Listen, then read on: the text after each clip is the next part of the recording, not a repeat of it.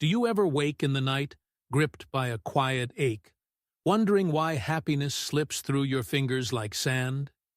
You chase it through work, love, moments of fleeting joy, yet find yourself unraveling your own efforts, as if a hidden hand within you dismantles every step toward wholeness. You call it failure, or perhaps just fate. But it is a wound, a sabotage born of your own soul's unseen struggles. You feel it when you push away those who care, when you falter just as success nears, when your heart betrays the peace you seek.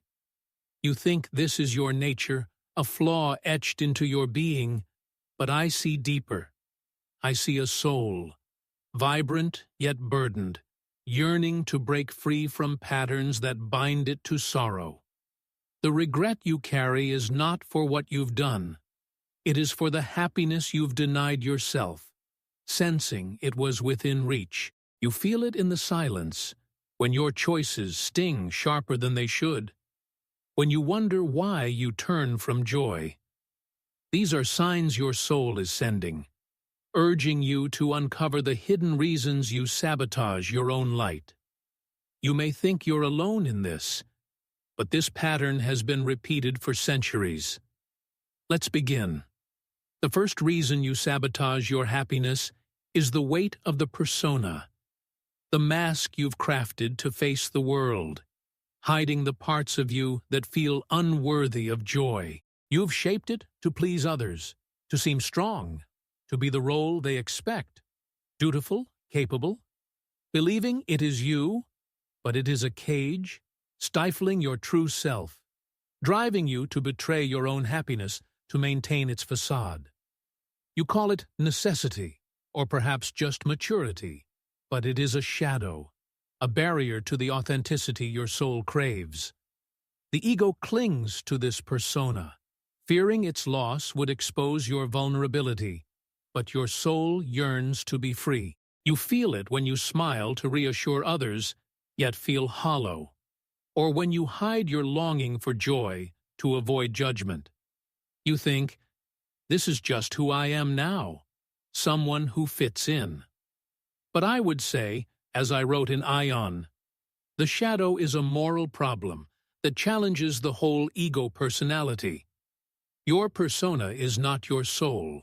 It is a reason you sabotage your happiness, a barrier to your true self.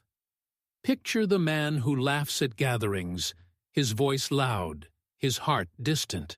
He calls himself sociable, a provider.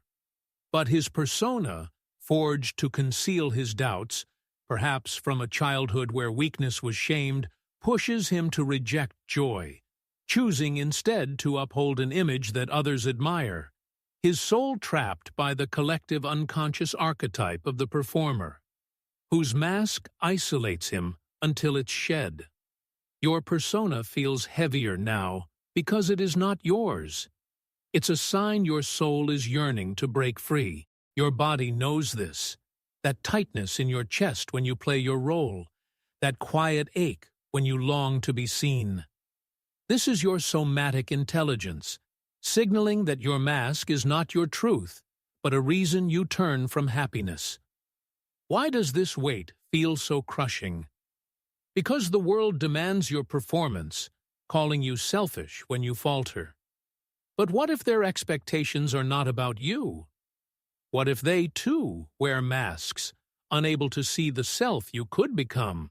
As I wrote, the privilege of a lifetime is to become who you truly are. Your persona is not your strength. It is a call to reclaim your happiness. The ache is deep because it feels like duty, but it is also a doorway. You are not here to live for others' applause. You are here to find your joy, and that begins with shedding the mask that hides your soul. The second reason you sabotage your happiness is the projection of your shadow, casting your unexpressed fears, doubts, or shame onto others, blaming them for the joy you cannot grasp. You see flaws in those around you, their selfishness, their inadequacy, and feel justified in your resentment. But it is a mirage. You call it clarity, or perhaps just frustration. But it is your shadow, a fragment of your true self you've disowned, driving you to push away happiness by alienating those who could bring it. The ego projects to avoid this darkness, but your soul craves wholeness. You feel it when you judge others' success to mask your own stagnation, or when you resent their joy as if it diminishes yours. You think, this is just who I am now, someone who sees the truth. But I would say, as I wrote in The Undiscovered Self, everything that irritates us about others can lead us to an understanding of ourselves. Your projections are not your insight. They are a reason you sabotage your happiness, a barrier to your true self. Imagine the woman who scorns her friend's achievements, her heart tight with blame. She calls herself honest, a realist, but her projections stem from her shadow. Self-doubt buried since childhood, perhaps when her efforts were dismissed, pushing her to reject joy by isolating herself, her soul bound by the collective unconscious archetype of the critic, whose blame deepens her isolation until the shadow is faced. Your projections are a cry from your soul, a sign that your true self is yearning to reclaim itself. Your body knows this, that heat in your chest when you judge, that quiet ache when you feel alone. This is your somatic intelligence, signaling that your shadow is not your enemy, but a key to rediscovering your happiness. Why does this resentment feel so sharp? Because the world mirrors your projections, calling you bitter when you lash out. But what if their reactions are not about you? Your shadow is not your flaw. It is a call to find your joy. The sting is raw because it feels like truth, but it is also a doorway. You are not here to live in blame. You are here to find your happiness, and that begins with embracing the darkness you've projected. The third reason you sabotage your happiness is the weight of repressed wounds, scars from past betrayals, failures, or silences that you've buried, believing they've faded. They linger in your unconscious, shaping your choices with their pain, driving you to turn from joy as if you're unworthy of it. You call it caution, or perhaps just wisdom, but it is a shadow, a wound that binds you to sorrow. The ego represses these pains to maintain control, but your soul longs for release. You feel it when a kind word stirs unexpected fear, or when you avoid opportunities that could bring light, fearing old hurts. You think, this is just who I am now, someone who's careful. But I would say, as I wrote in Modern Man in Search of a Soul, we cannot change anything unless we accept it. Your repressed wounds are not your strength. They are a reason you sabotage your happiness, a barrier to your true self. Consider the man who hesitates before new ventures, his heart heavy with unseen scars.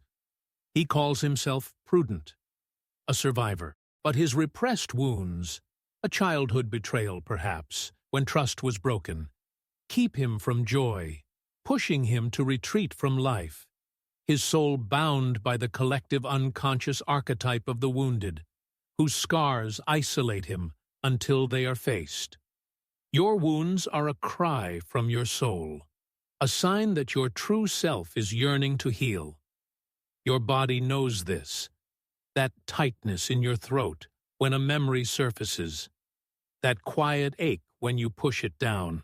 This is your somatic intelligence, signaling that your wounds are not your burden, but a key to rediscovering your happiness. Why do these scars feel so vivid? Because the world encourages repression, calling you weak for feeling pain. But what if their dismissal is not about you? Your wounds are not your strength. They are a call to find your joy. The pain is deep because it lingers unseen, but it is also a doorway. You are not here to carry old hurts forever. You are here to find your happiness, and that begins with facing the wounds that bind you. The fourth reason you sabotage your happiness is the flare of emotional triggers, sudden surges of anger, fear, or shame, sparked by a word, a glance, a reminder of past pain. You feel ruled by these reactions as if they've claimed you, pushing you to dismantle moments of joy before they can take root. You call it sensitivity, or perhaps just instinct, but it is a signal, a sign your soul is yearning for freedom. The ego amplifies these triggers, tying you to old wounds, while your soul craves release. You feel it when a small slight unravels your peace, or when a moment of joy is overshadowed by dread. You think, this is just who I am now, someone who reacts.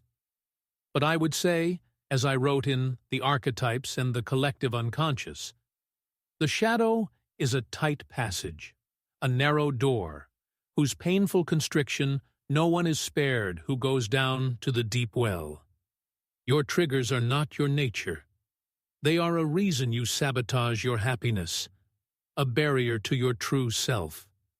Picture the woman who snaps at a loved one's jest, her heart racing with a shame she doesn't understand. She calls herself passionate, a defender. But her triggers stem from a childhood wound, perhaps a moment of rejection, keeping her from joy by pushing her to react, her soul bound by the collective unconscious archetype of the wounded heart, whose reactions mask deeper pain. Your triggers are a cry from your soul, a sign that your true self is yearning to break free. Your body knows this, that heat when a trigger flares, that quiet ache when you regret your reaction. This is your somatic intelligence signaling that your triggers are not your truth, but a barrier to rediscovering your happiness. Why do these flares feel so intense? Because the world amplifies your pain, calling you unstable when you falter. But what if their judgment is not about you? Your triggers are not your strength. They are a call to find your joy. The pain is sharp because it feels like survival. But it is also a doorway. You are not here to be ruled by old wounds. You are here to find your happiness. And that begins with freeing yourself from the triggers that bind you. You're beginning to feel the soul's quiet plea now, aren't you? That restless ache. The sense that your own hand turns against your happiness, unraveling the very joy you seek. You've worn the persona, projected your shadow, carried repressed wounds, and flinched at triggers, thinking these were your nature. But they are signs your soul is yearning to break free from the patterns that bind it to sorrow. You feel it when you push away a moment of peace, when your heart betrays the light you could claim, when you wonder why you can't hold on to joy. You thought this was your fate, a flaw within you, but it is your true self, crying out to reclaim the happiness you've denied. The pain you carry, the emptiness you bear, is not your soul. It is the echo of your own sabotage, pulling you from your truth. These signs are your unconscious's cry, urging you to uncover the hidden reasons you turn from your own light. As I wrote, until you make the unconscious conscious, it will direct your life and you will call it fate. Let's walk deeper, where these signs reveal the path to your happiness.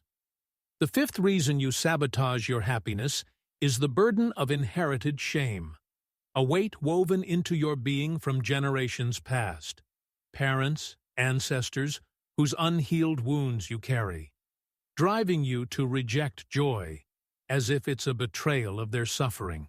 You call it duty, or perhaps just sensitivity, but it is a shadow, binding you to their pain, not your own truth.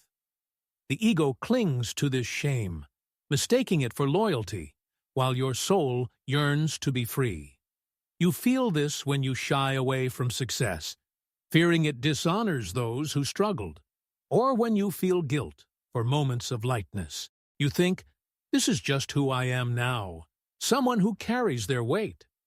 But I would say, as I wrote in The Archetypes and the Collective Unconscious, the shadow is a tight passage, a narrow door, whose painful constriction no one is spared who goes down to the deep well.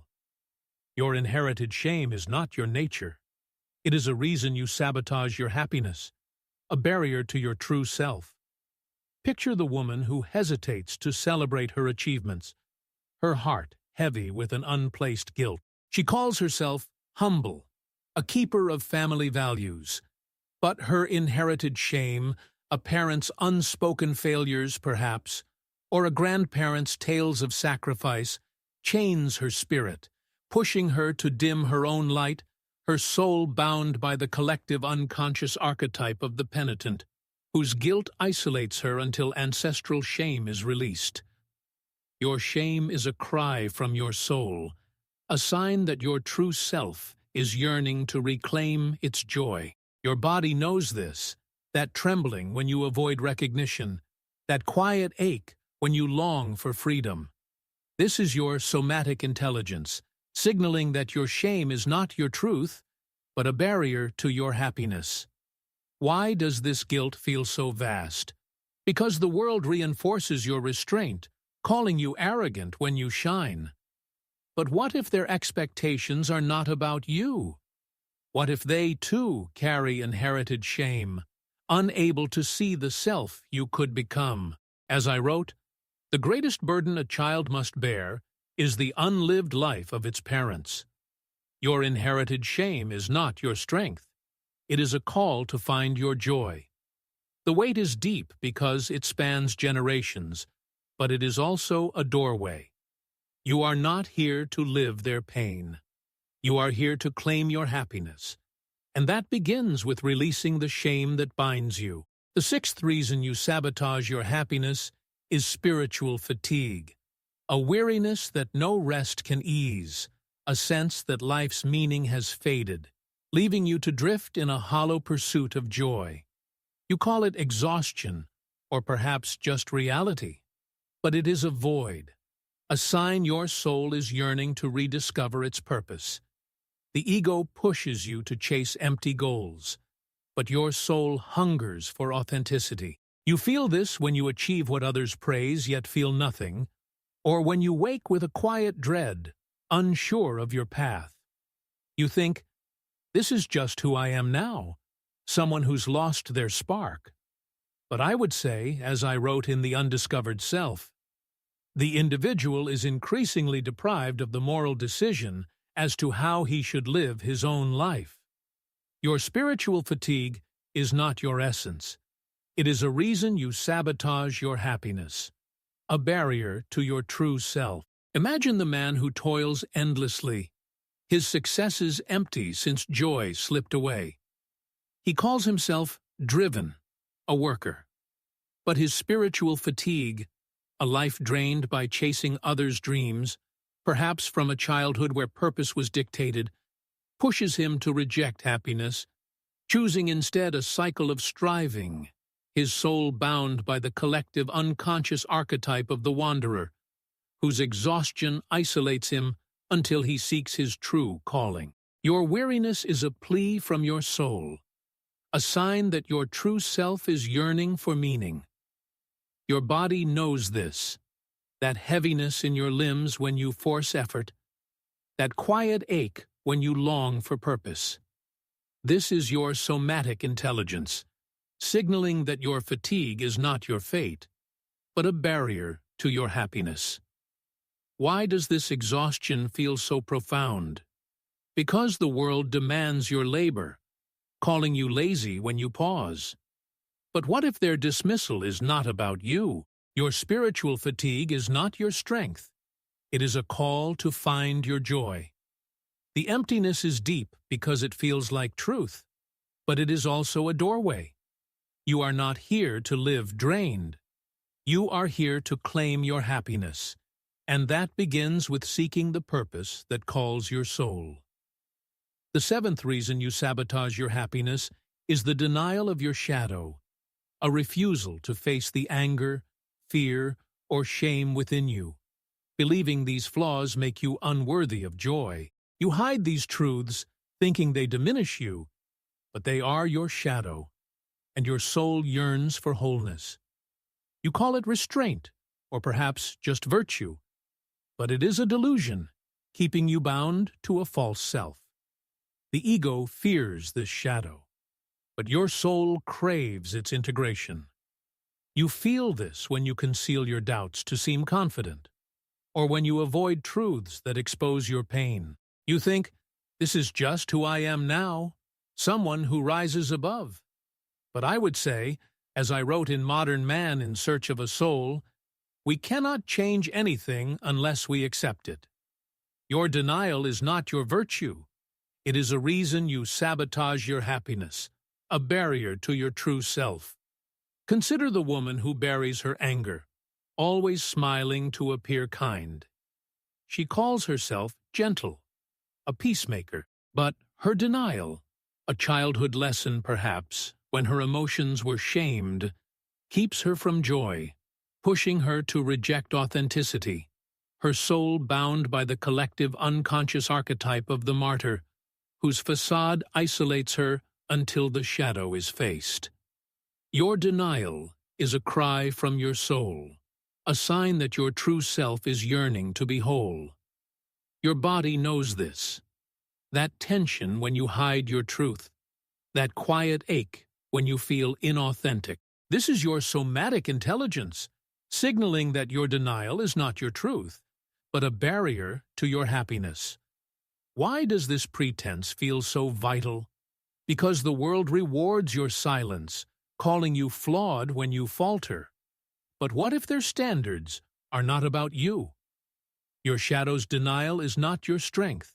It is a call to find your joy. The unease is deep because it feels like protection, but it is also a doorway. You are not here to live as a false ideal. You are here to claim your happiness, and that begins with embracing the shadow that completes you. The eighth reason you sabotage your happiness is the fear of vulnerability, a dread that opening your heart to joy will expose you to pain or rejection, keeping you from the self you could become. You guard your heart, believing it protects you, but it is a shadow, anchoring you to isolation. The ego fears this openness, while your soul yearns to connect. You feel this when you hesitate to trust, or when you pull back from moments of closeness. You think, this is just who I am now, someone who stays safe. But I would say, as I wrote in Man and His Symbols, the unconscious is not just evil by nature. It is also the source of the highest good. Your fear of vulnerability is not your caution. It is a reason you sabotage your happiness, a barrier to your true self. Picture the man who avoids deep bonds, his words distant, his heart heavy. He calls himself independent, a loner. But his fear, a childhood moment perhaps when trust was broken, keeps him from joy, pushing him to reject connection, his soul bound by the collective unconscious archetype of the hermit, whose walls isolate him until they fall. Your fear is a plea from your soul, a sign that your true self is yearning to live fully. Your body knows this, that knot in your stomach when you consider trust, that quiet ache when you dream of closeness. This is your somatic intelligence, signaling that your fear is not your truth, but a barrier to your happiness. Why does this dread feel so heavy? Because the world amplifies your caution, calling you weak when you open up. But what if their judgment is not about you? Your fear of vulnerability is not your strength. It is a call to find your joy. The hesitation is deep because it feels like survival, but it is also a doorway. You are not here to live behind walls. You are here to claim your happiness, and that begins with embracing the vulnerability that frees your soul. You're feeling the soul's quiet rebellion now, aren't you? that restless pulse beneath the ache, the sense that your own choices dim the happiness you seek, as if a hidden force within you unravels the light before it can take root. You've worn the persona, projected your shadow, carried repressed wounds, flinched at triggers, borne inherited shame, endured spiritual fatigue, denied your darkness, and feared vulnerability, thinking these defined you. But they are signs your soul is yearning to break free from the patterns that bind it to sorrow, crying out to reclaim the joy you've pushed away. You feel it when you turn from a moment of peace, when your heart betrays the path to wholeness, when you wonder why joy slips through your grasp. You thought this was your nature, a flaw you must endure, but it is your true self, yearning to claim the happiness you've denied.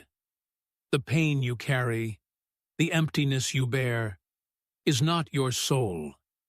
It is the echo of your own sabotage, pulling you from your truth. These signs are your unconscious's plea, urging you to uncover the hidden reasons you dim your own light. As I wrote, there is no coming to consciousness without pain. Let's walk deeper, where these signs unveil the path to your happiness. That voice in your head? It's not yours. It's inherited. The ninth reason you sabotage your happiness is the grip of collective expectations, the unseen rules of family, culture, or society that whisper you must earn joy through sacrifice, conformity, or struggle. You call it responsibility, or perhaps just life, but it is a chain, binding you to a script not of your making, driving you to reject happiness that doesn't fit its mold. The ego clings to these expectations, fearing their loss would leave you adrift, while your soul yearns for authenticity.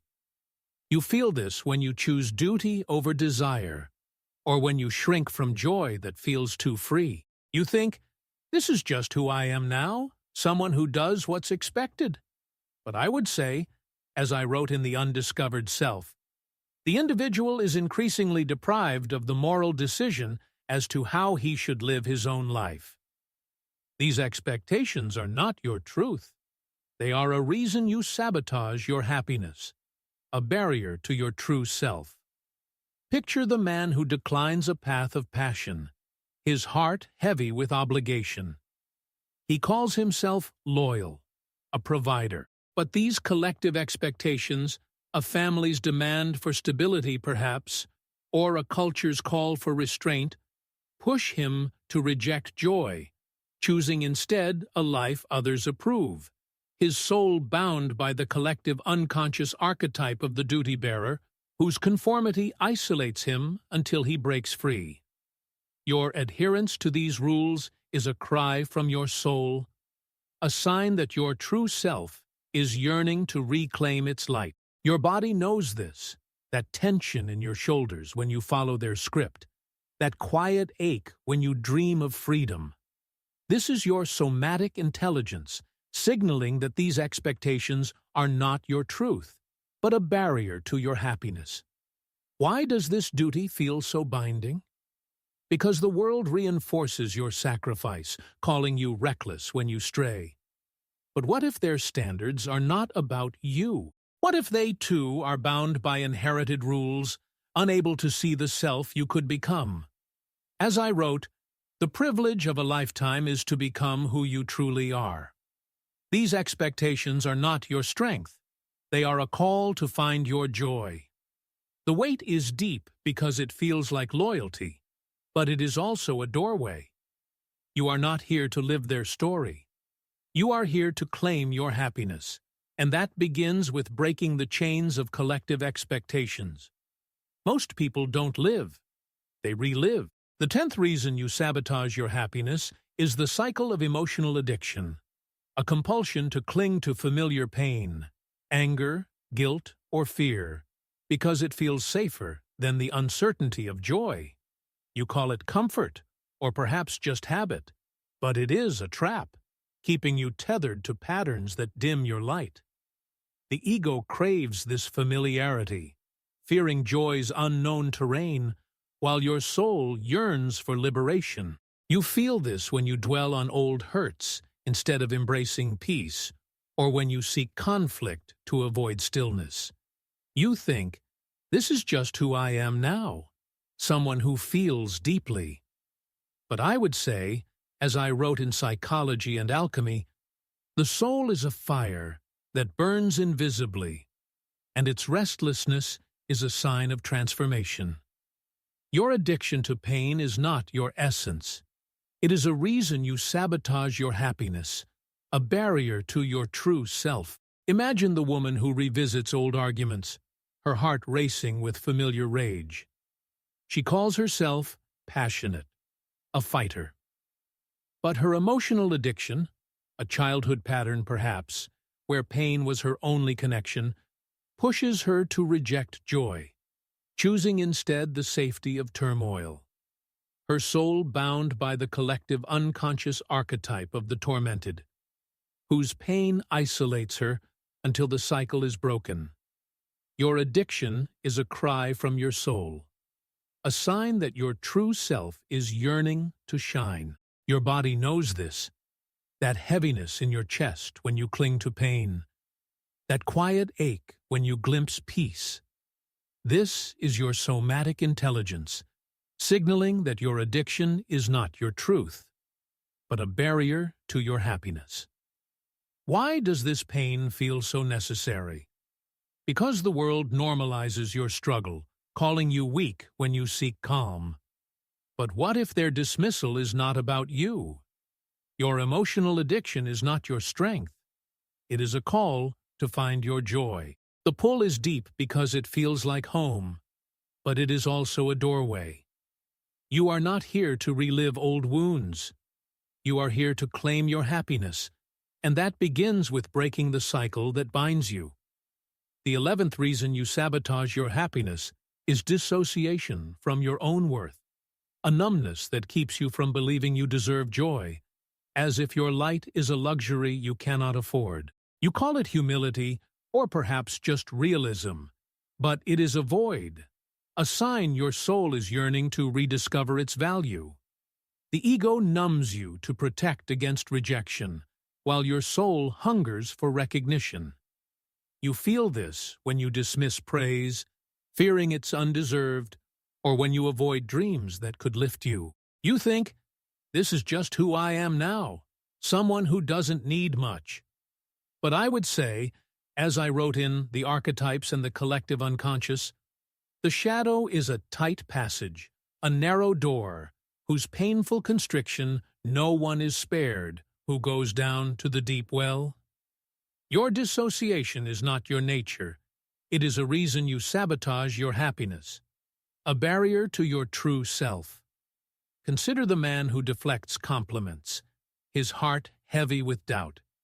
He calls himself modest, a realist, but his dissociation, a childhood lesson perhaps where his worth was questioned, pushes him to reject joy, choosing instead a life of self-denial, his soul bound by the collective unconscious archetype of the unseen, whose humility isolates him until he claims his worth. Your numbness is a cry from your soul, a sign that your true self is yearning for affirmation. Your body knows this, that hollowness in your chest when you shrink from praise, that quiet ache when you glimpse your potential. This is your somatic intelligence, signaling that your dissociation is not your truth, but a barrier to your happiness. Why does this numbness feel so safe? Because the world encourages your self-effacement, calling you vain when you shine. But what if their judgment is not about you? Your dissociation is not your strength. It is a call to find your joy. The emptiness is deep because it feels like truth, but it is also a doorway. You are not here to live unworthy. You are here to claim your happiness, and that begins with embracing the worth that calls your soul. The 12th reason you sabotage your happiness is resistance to change, a fear that stepping into joy will unravel the self you've known, leaving you exposed to the unknown. You cling to familiar struggles, believing they define you, but it is a shadow, anchoring you to stagnation. The ego fears this shift, while your soul craves growth. You feel this when you avoid new paths, or when you sabotage progress with old habits. You think, this is just who I am now, someone who stays steady. But I would say, as I wrote in Modern Man in Search of a Soul, we cannot change anything unless we accept it. Your resistance is not your stability. It is a reason you sabotage your happiness, a barrier to your true self. Picture the woman who clings to routine, her heart closed to new possibilities. She calls herself reliable, a constant, but her resistance, a childhood fear perhaps, when change brought pain, keeps her from joy, pushing her to reject growth. Her soul bound by the collective unconscious archetype of the anchor, whose stability isolates her until she embraces change. Your resistance is a cry from your soul, a sign that your true self is yearning to evolve. Your body knows this, that tightness in your chest when you avoid the new, that quiet ache when you dream of more. This is your somatic intelligence, signaling that your resistance is not your truth, but a barrier to your happiness. Why does this fear feel so vital? Because the world rewards your predictability, calling you reckless when you shift. But what if their rejection is not about you? Your resistance is not your strength. It is a call to find your joy. The fear is deep because it feels like safety, but it is also a doorway. You are not here to live in stasis. You are here to claim your happiness, and that begins with embracing the change that frees your soul. You're standing at the edge of your soul's truth now, aren't you? The ache of joy denied, the sense that your own hand dims the light you seek, presses against your heart, urging you to break free from the patterns that bind you to sorrow. You've worn the persona, projected your shadow, carried repressed wounds, flinched at triggers, borne inherited shame, endured spiritual fatigue, denied your darkness, feared vulnerability, followed collective expectations, clung to emotional addiction, dissociated from your worth, and resisted change, thinking these were your nature. But they are signs your soul is yearning to reclaim the happiness you've pushed away, crying out to rediscover the self you've buried. You feel it when you turn from peace, when your heart aches for a joy you've denied, when you fear you'll never hold it steady. You thought this was your fate, a flaw within you, but it is your true self, yearning to shine through the sabotage. The pain you carry, the emptiness you bear, is not your soul. It is the echo of your own choices, pulling you from your truth. These signs are your unconscious's plea, urging you to uncover the hidden reasons you dim your own light. As I wrote, there is no coming to consciousness without pain. Let's walk deeper, where these signs become the path to your happiness. If you don't look inward, something else will rise from within to force your awakening, and you won't like what it shows you. The collective unconscious is not a silent pool. It is a living force, pulsing with archetypes that will not be ignored. Ignore your soul's signs, and the shadow will erupt, as despair, a crisis, or a shattering loss that strips away the illusions you've clung to in your pursuit of joy. I see it in the world today. Men and women chasing happiness yet sabotaging it, bound by inherited patterns or unhealed wounds, only to be broken when the unconscious demands reckoning. The woman who clings to pain will face a void no familiarity can fill. The man who resists change will find his soul haunted by stagnation. If you do not face your soul now, the shadow will rise, not as a guide, but as a storm. As I wrote in Aeon, the shadow is a moral problem that challenges the whole ego personality. You stand at a crossroads, heed your soul's cries, or let them haunt you in ways you cannot foresee. The weight of this moment is heavy, but it is also a warning, a call to awaken. You are not here to remain bound by sabotage. You are here to claim your happiness, and that begins with facing the signs that signal its rebirth. The first step inward is acceptance, not of your pain, but of the truth that you've been sabotaging your own happiness. You mistake your burdens, your triggers, your fatigue, your addiction to pain, for your identity, believing they define you now. But acceptance is a fire that purifies without burning.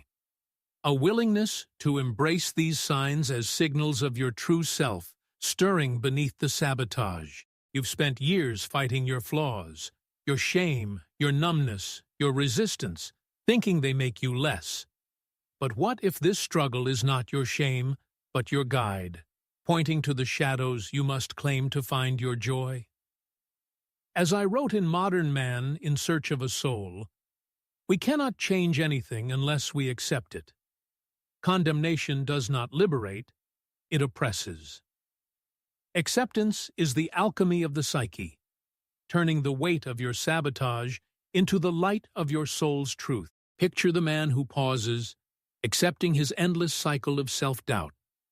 He once called himself cautious, a realist, but now he sees his resistance, born from a childhood where failure was punished, perhaps by a critical parent, as a sign, not his essence, but a signal his soul is yearning to shine. His acceptance, once a terror, becomes a sanctuary, allowing his true self to emerge from the sabotage. The collective unconscious holds this archetype, the alchemist, who transforms pain into wisdom, but only through acceptance. Your burdens are not you. They are signs your soul is yearning to reclaim its joy. Your body knows this, that softening in your chest when you accept your truth, that quiet ache when you resist. This is your somatic intelligence, signaling that acceptance is a doorway, not a surrender. The pain of acceptance is tender because it asks you to face your depths, but it is also a light that reveals. You are not here to live in denial. You are here to claim your happiness, and that begins with embracing the acceptance that honors your true self. The second step inward is integration, the act of weaving your shadow into yourself. You mistake your signs, your projections, your shame, your resistance to change, for your identity, believing they are flaws to erase. But integration is not about banishing these shadows, but about listening to them, understanding their roots in your sabotage, and letting them guide you to wholeness. You've spent years casting your shadows onto others, blaming them for your pain, avoiding joy to stay safe. But what if they are mirrors, reflecting the parts of you you've lost to sabotage? As I wrote in The Archetypes and the Collective Unconscious, the shadow is a tight passage, a narrow door, whose painful constriction no one is spared, who goes down to the deep well. Integration is the passage through this door, a journey where the weight of your sabotage becomes the soil for your soul's growth. Imagine the woman who feels her anger rise at others' joy, no longer suppressing it. She once called herself kind, a supporter, but now she integrates her shadow, seeing her resentment as a wound from a childhood where her own happiness was dismissed, signaling her soul's yearning to reclaim its light. Her integration, once a shame, becomes a bridge, guiding her to wholeness. The collective unconscious holds this archetype, the healer who mends their own soul to rediscover joy, but only through integration. Your shadows are not you. They are signs your soul is yearning for wholeness.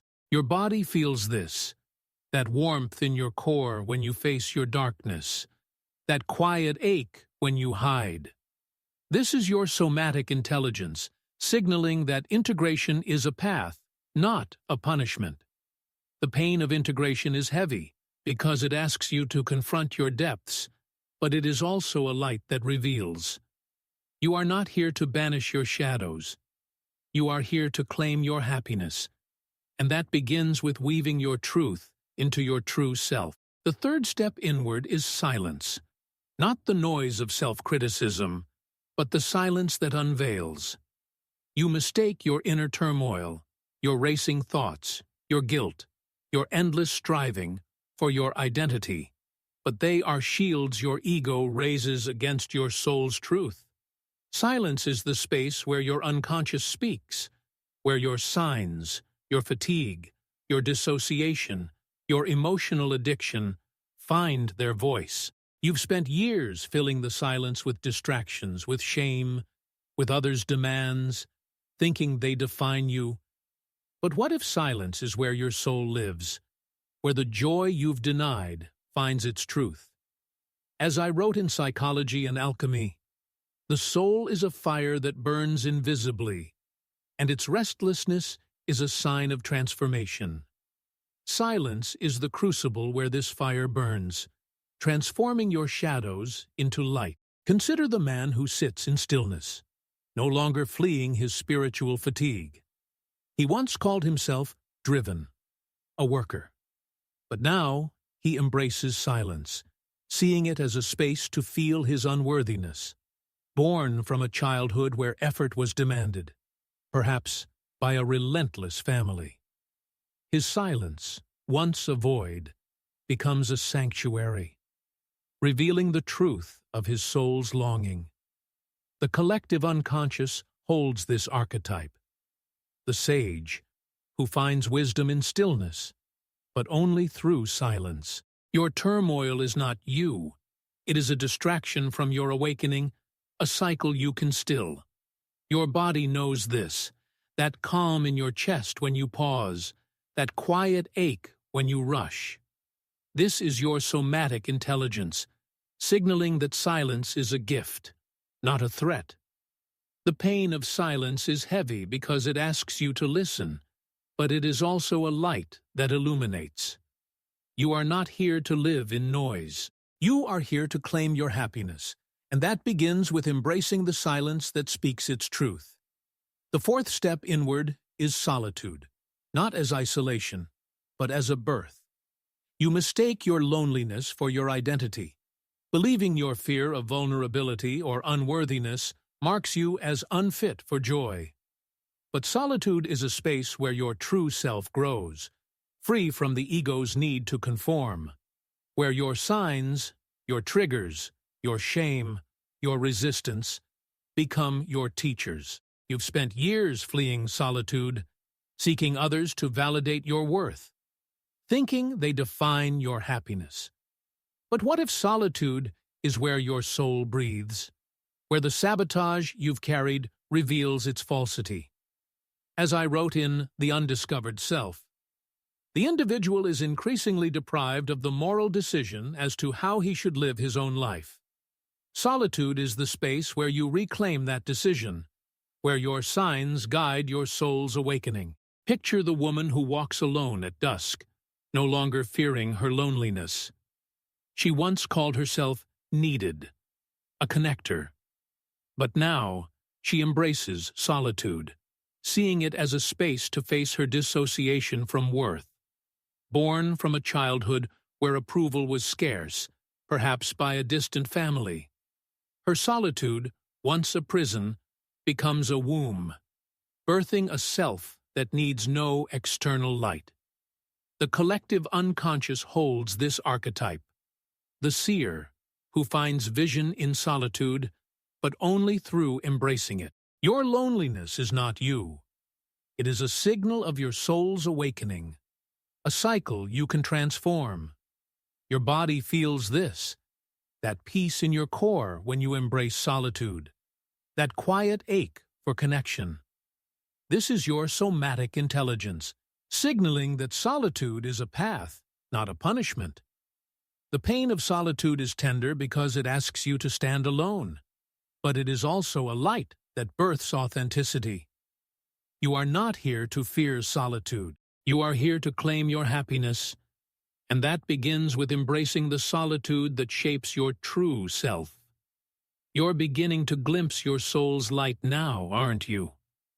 The ache of joy denied, the sense that your own choices dim the happiness you seek, presses against your heart, urging you to reclaim the light you've pushed away. You've worn the persona, projected your shadow, carried repressed wounds, flinched at triggers, borne inherited shame, endured spiritual fatigue, denied your darkness, feared vulnerability, followed collective expectations, clung to emotional addiction, dissociated from your worth, resisted change, and taken the steps of acceptance, integration, silence, and solitude. These are not mere obstacles, but signs your soul is yearning to reclaim its joy, crying out to rediscover the self you've buried beneath sabotage. You feel it when you turn from peace, when your heart aches for a wholeness you could embrace, when you fear you'll never hold joy steady. You thought this was your nature, a flaw to endure, but it is your true self, breaking free from the shadows you've cast, demanding its own light. This is not a fix. It's a rebirth. Your soul is stirring, its fire burning away illusions to reclaim your happiness. As I wrote, the privilege of a lifetime is to become who you truly are. Let's walk further, where these signs guide you to your joy's truth. You've walked through fire, and yet your soul isn't ashes. It's finally visible. The 17th step inward is clarity, not the clarity of answers, but of seeing your true self beyond the sabotage you've woven into your life. You mistake your signs, your emotional addiction, your shame, your dissociation, for your identity, believing they define you now. But clarity is a veil lifted, a moment when your unconscious reveals the truth within your struggle. Your triggers, your guilt, your resistance are not your essence, but signals of your soul yearning for joy. You've spent years chasing shadows, through pain, regrets, or others' approval, thinking they'd bring peace. But what if clarity comes from embracing these signs as a map to your own soul? As I wrote in Man and His Symbols, the unconscious is not just evil by nature, it is also the source of the highest good. Clarity is the light that reveals when you see your signs as a path to happiness, not a prison. Picture the man who sees his need for familiar pain for what it is. He once called himself resilient, a fighter, but now he sees clearly. Not a truth that his addiction to struggle, born from a childhood where pain was his anchor, perhaps under a family's demands, is a sign. Not a sign his essence, but a signal his soul is yearning to reclaim its joy. His clarity, once a distant hope, becomes a mirror, reflecting a self that shines without its shadows. The collective unconscious holds this archetype of the seer, who sees truth within, but only through clarity. Your signs are not you. They are shadows fading in the light of your awakening. Your body knows this, that lightness in your chest when truth dawns for you, that quiet ache when you cling to illusion for you to illusion. This is your somatic intelligence, signaling that clarity is a gift, not a goal. The pain of clarity is tender because it asks you to release your guard, but it is also a light that reveals. You are not here to live in confusion. You are here to reclaim your happiness, and that begins with embracing the clarity that unveils your true self. The 18th step inward is surrender, not as defeat, but as trust in the unconscious. You mistake your resistance for your identity, believing your need to cling to pain, your triggers, your shame, your soul, defines you.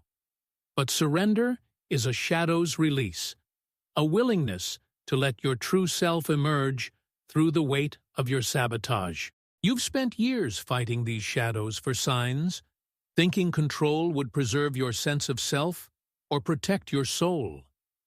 But what if surrender is the true victory, allowing your soul to flow through your silence, your solitude, meaning your soul yearning.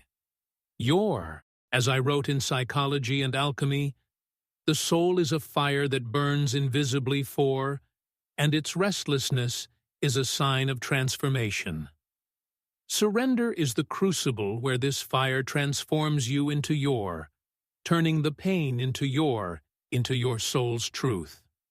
Imagine the woman who lets go, of letting go of her need for others to approve her joy.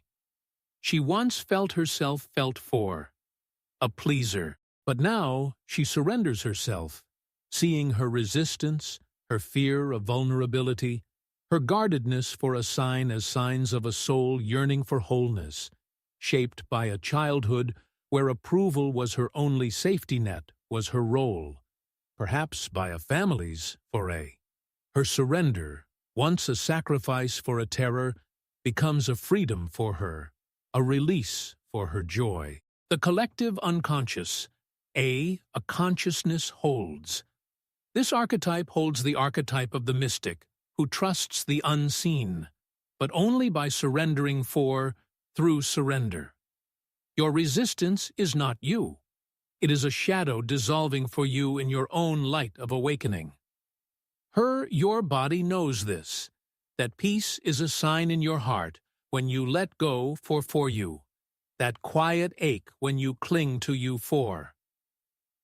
This is your somatic intelligence, signaling that surrender is a path, not a sign of loss. The pain is tender, because it asks you to trust but it is also a fire that transforms for you. You are not here to battle yourself forever. You are here to reclaim and your happiness, and that begins with embracing, and that begins with surrendering, for that shapes your soul for your soul. This is not the end. It is the first time you've begun consciously. The 19th step inward is transformation, not as a sudden rebirth but a quiet unfolding of your true self, you mistake your signs or your pain for your addiction, your dissociation, your resistance, for your soul identity, believing it binds you to your struggle forever, for you. But transformation is a shadow's integration, a process where your unconscious weaves your burdens, your guilt, your triggers, your solitude, into your wholeness for you. You've spent years fleeing these signs thinking they mark you as broken for you. But what if they are the raw material of your becoming, shaped by acceptance, integration, and surrender for you? As I wrote in Symbols of Transformation, the greatest tragedy of the individual is that he thinks he is not enough. Transformation is the moment you see you are enough, not despite your struggle, but because of the journey it has sparked for you. Consider the man who feels his fear of vulnerability fade, no longer defining him for him. He once felt himself a loner for a loner. But now he sees his signs, his inherited shame, his resistance, his numbness, as signals of a soul awakening born from a childhood where safety was his burden, perhaps by a critical family, His transformation, once a dream for a hope, becomes a reality. Not a reality. Not a new self, but the true self he always was for him. The collective unconscious holds this archetype of the hero, who rises by embracing their truth but only through transformation through. Your burdens are not you. They are a story transformed by your awakening for you. Your body knows this, that fire in your core when you embrace your truth for you, that quiet ache when you resist for you. This is your somatic intelligence, signaling that transformation is a process, not a destination for you. The pain of transformation is tender because it asks you to change for you, but it is also a light that reveals for you. You are not here to remain in struggle for. You are here to reclaim your happiness for, and that begins with embracing the transformation that shapes your true self for you. Dear brothers and sisters, do not rush to heal. Rush to understand. For what you do not understand, you will repeat. The 20th step is not a step, but a departure. A moment where I leave you with your own soul. You've mistaken your signs, your masks, wounds, triggers, shame, fatigue, fear, resistance, solitude, for your identity. But these are signals of your true self awakening, cries from the unconscious guiding you to wholeness. The unconscious is not your foe. It is your fire, your truth. As I wrote in The Undiscovered Self, the individual is increasingly deprived of the moral decision as to how he should live his own life. You are here to reclaim that decision, to live as your whole, authentic self. Picture yourself now, standing at the edge of your life, no longer bound by sabotage. You once called yourself broken, a prisoner of your patterns, but now you see your signs as a map, each ache a signal of your soul's awakening. Your journey is not over. It is just beginning, consciously, with a soul that knows its worth. The collective unconscious holds this archetype. The self, the center of your psyche, radiant with the integration of all you are. Your burdens are not you. They are a story you've transcended, a cycle you've broken. Your body feels this, that warmth in your chest when you choose your truth, that quiet strength when you stand firm. This is your somatic intelligence, signaling that you are whole, not because you are flawless, but because you are true. The pain of this journey was heavy, but it was also a birth. You are not here to live in sabotage. You are here to shine as your true self, and that begins with understanding the signs that called your soul. Go now and live it.